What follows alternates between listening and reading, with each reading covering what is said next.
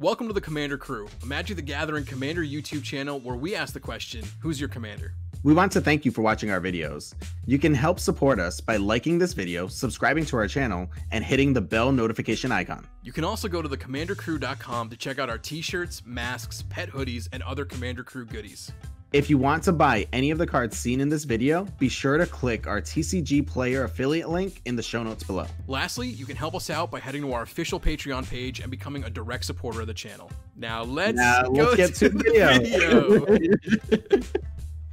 Oh no. What's up everyone, it's your boy Eddie from the Commander Crew, and today we're going to do a quick take on Prosper Tome-Bound.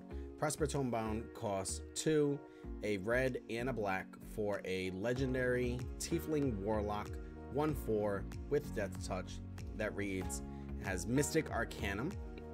At the beginning of your end step, exile the top card of your library. Until the end of your next turn, you may play that card. It also has Pact Boon, which reads, whenever you play a card from exile, create a treasure token. So this card's great, right? It has card advantage built into it. It also has a ramp engine built into it based on the card advantage that you'll be using inside this deck. I'm going to focus heavily around tokens, treasure tokens specifically, right? Creating as many treasure tokens as I possibly can, ramp out as much as I can, and try to win off of that. I love this commander. I think it's really exciting. I think it's really cool. I think it's different than some of the stuff that we've had in the past. And I'm excited to kind of build around it today. So first off, like I said, we're going to focus heavily around treasure token creation. So let's talk about the ways that we can make more treasure tokens. So some of the ways that we have to make more treasure tokens are cards like Dockside Extortionist, which we all know what this does. Stormkiln Artist, which is a card from Strixhaven. It's a newer card, and it reads, whenever you cast or copy an instant or sorcery spell, create a treasure token. This card is great. It's an easy way to create a ton more treasure as long as you're playing enough instants and sorceries. Next up is Captain Lannery Storm, which can create treasure tokens on attack. You can also sacrifice those treasures to pump them up and deal more damage.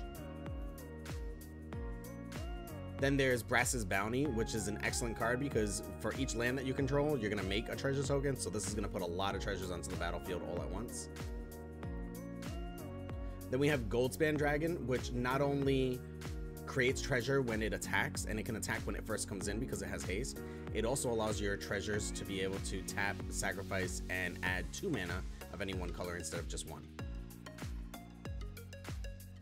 Then we have Xorn, which is an elemental creature that lets you make additional treasure. So anytime you're going to make 1 or more treasures, it's going to create 1 additional one.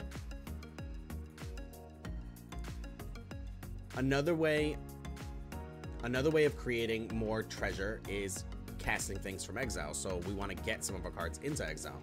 And some of the easiest ways of doing that is with things like Impulsive Draw. So we have cards like Light Up the Stage. We have Commune with Lava. We have Apex of Power. We have Ignite the Future. And we have Jessica's Will. These are powerhouse cards. These are really good ways of creating some card advantage in red.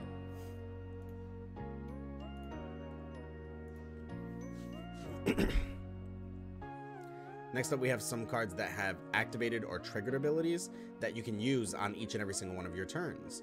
So first up, we have Breya's Apprentice, which is going to let you sacrifice one of your artifacts to exile the top card of your library, and until the end of your next turn, you can play that card.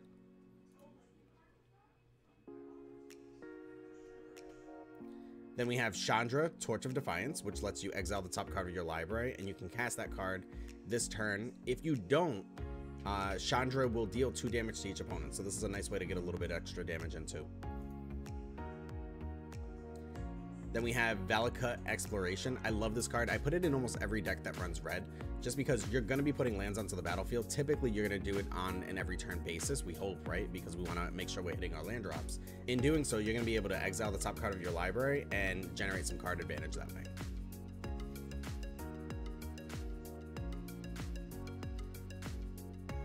Then we have Vance's Blasting Cannons, which is another way of being able to exile the top card of your library and be able to play that exiled card.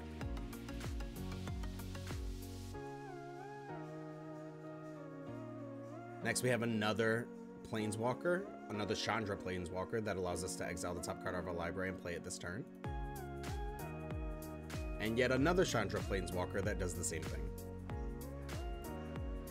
Then we have Uba Mask, which is a really fun card to play. Basically, if any player is going to draw a card, that player exiles that card from their library instead, and then they can play any of the cards that they've exiled this turn.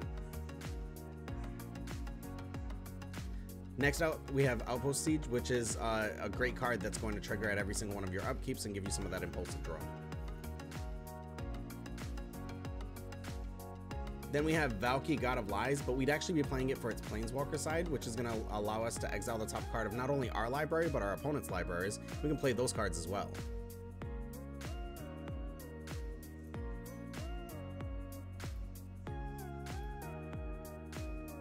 Speaking of playing our opponent's cards, it's another great way to get some benefit from our commander being in play. We can play cards like Praetor's Grasp. Praetor's Grasp will let us search our opponent's library, exile a card from it, and we can play that card for as long as it remains exiled.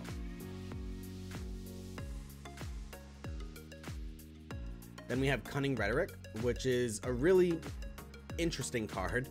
It's going to allow us to exile cards off our opponent's libraries just for them attacking us.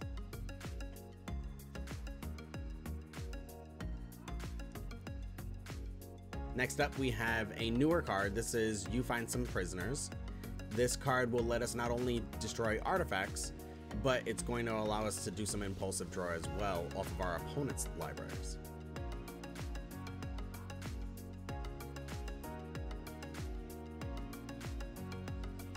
Next, we have Oblivion Sower. This is a great card for getting a ton of lands into play from our opponent's decks. Next, we have Gonti, Lord of Luxury. This is one of my favorite cards ever printed. I love this card. I played in most of my black decks just because it's a cool way of getting some card advantage and being able to do it off of your opponent's libraries. Next, we have Dire Fleet Daredevil, which is going to allow us to exile an instant or sorcery from an opponent's library, and we can play that card. Then we have Atali Primal Storm, which is also going to allow us to exile cards off of our opponent's libraries. Then we have Ragavan Nimble Pilfer, which is going to not only create a treasure for us, but also allow us to exile cards off of our opponent's libraries. Then we have Stolen Strategy, same thing. It's allowing us to exile off of each of our opponent's libraries in this case. Author of Shadows, this card is absolutely terrific. It's not only graveyard hate, but it's also going to allow you to play a non-land card that was exiled using this card. Then we have Draugr Necromancer, which not only is going to allow us to get our opponent's creatures that die into exile, but it's also going to allow us to cast cards that were exiled with it.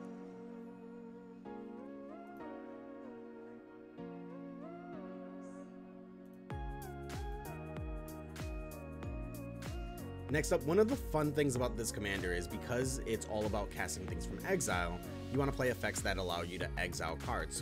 But not only impulsive draw style effects, but also we have Foretell, we have Adventure, Rebound, Cascade, we have Suspend. These are all different ways of casting things from exile using the abilities that are already printed on the cards. So first up, we have Foretell. Some cards that we have with Foretell are Poison the Cup, Dream Devourer, which I love because it's going to give all of the cards in our hand Foretell. We have Dual Strike. We have Return Upon the Tide. And we have Rise of the Dreadmarn.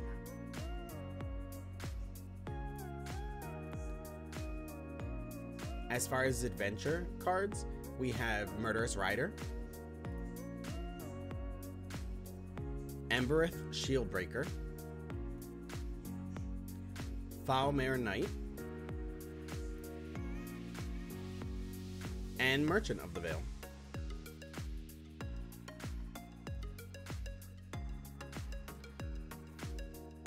For Rebound, we have Faithless Salvaging,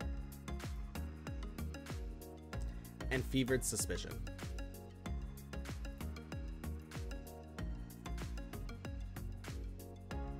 For Cascade, we have Bituminous Blast and Wild Magic Sorcerer.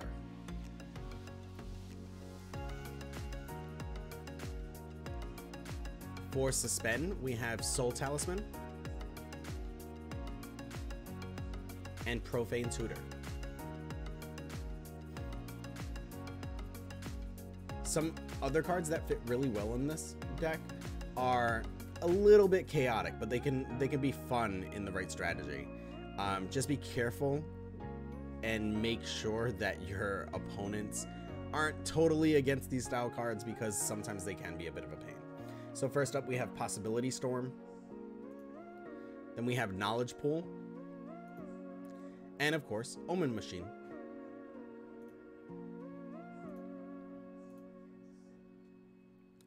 Now, if we're exiling all these cards and casting all these cards from exile and creating all of these treasures, we want to be able to do stuff with the treasure, right? So, of course, we can sacrifice them, tap and sacrifice them to generate mana, but some cool things that we can do is we can deal damage when we're sacrificing those permanents or when those permanents are coming into play.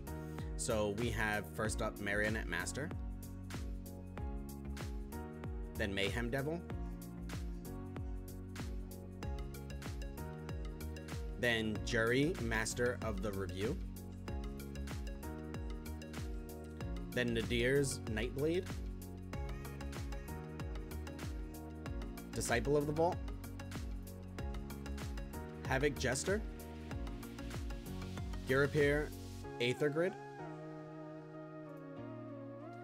and of course, Reckless Fireweaver.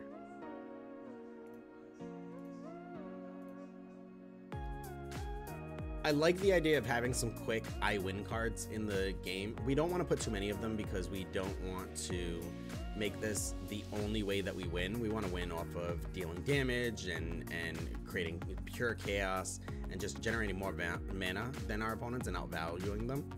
But we do have to put some cards in here that are going to allow us to win off of our treasures, because that's what we're themed around. So we of course have Revel in Riches and Hellkite Tyrant.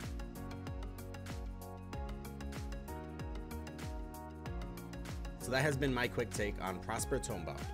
Let me know what you guys think in the comments down below. Don't forget to like and subscribe. Hit that bell notification so you never miss one of our videos. And until next time, take care.